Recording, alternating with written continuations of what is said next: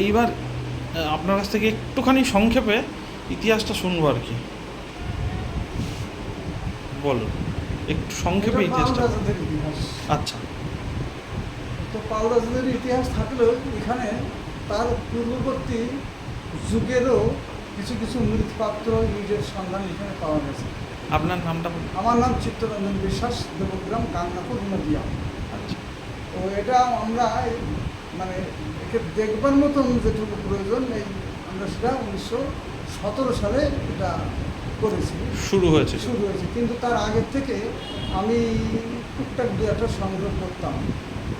আমার সঙ্গে পরিচয় হয়েছিল প্রত্নতত্ত্ব বিভাগের ডাইরেক্টর শ্রী পরেশচন্দ্র দাশগুপ্ত 1970 সালে। তিনি এখানে এসে এটা দেখেছিলেন এবং আমাকে আশ্বাস দিয়েছিলেন যে এখানে আমি এই জাতীয় কিছু মূর্তি করে আমি 6 থেকে 7 লক্ষ টাকার একটা খনন করব। কিন্তু কার্যকারণে সরকারের সঙ্গে পরেশবাবুর একটা দ্বন্দ্ব হয়, তিনিও আর আসেননি, খননও হয়নি, আর তখন ফোনের তো আবিষ্কার হয়নি, আসেনি ফোন আমাদের হাতে, তো তার সঙ্গে আর যোগাযোগ করা হয়নি। তারপর তো তিনি লোক দিয়ে মারাই গেছেন।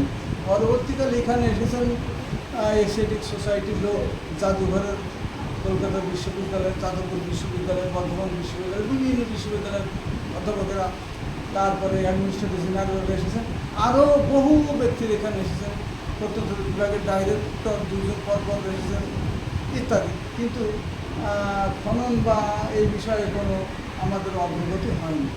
আশা করছি যদি কোনোদিন তাদের কৃপা হয় হতে পারে। এটা আপনার আক্ষেপ যে এত কিছু থাকা সত্ত্বেও হ্যাঁ। আপনি সুযোগ সুবিধাটা পেলেন না এবং এইটা সরকারের শুধু তরফ। চন্দ্রকেতু গড় বলে একটা সভ্যতা আছে। চন্দ্রকেতু গড়, একদম। চন্দ্রকেতু গড়ের সভ্যতার সঙ্গে এই সভ্যতার মানে হুবহু সাদৃশ্য। ওখানে যে লোককথা প্রচলিত আছে এখানেও সেই লোককথা প্রচলিত একই। চন্দ্রকেতু গড় খুব সম্ভবত মেদিনীপুরে। না, ওটা দক্ষিণ চব্বিশ পরগনা। আচ্ছা। তার সাথে এখানকার খনার ডিবি, হ্যাঁ খনা। এটা এক সব সাদৃশ্য এক। আমরা দেখি ওখান থেকে ওর যে প্রধান কর্মকর্তা তিনি এখানে এসেছিলেন। ঠিক আছে, একটুখানি আমাকে একটু দেখিয়ে বলুন এইগুলো, মানে মোটামুটি সবই ওই সময়কার। হ্যাঁ, ওই সময়ের হিসাবে যদি একটু বলেন যে উপরে সময় হিসাবে বলা যেতে পারে, আমরা ধরে নিতে পারি এর প্রধান বিষয়টা হচ্ছে পাল যুগ। আচ্ছা। পাল থেকে ওই ওরা 850 850 থেকে শুরু করে আজ এই 2024। আচ্ছা। তার মানে প্রায় 1300 বছর। আনন্দবাজার সব খবরের কাগজেই তো কম বেশি বেরিয়েছে।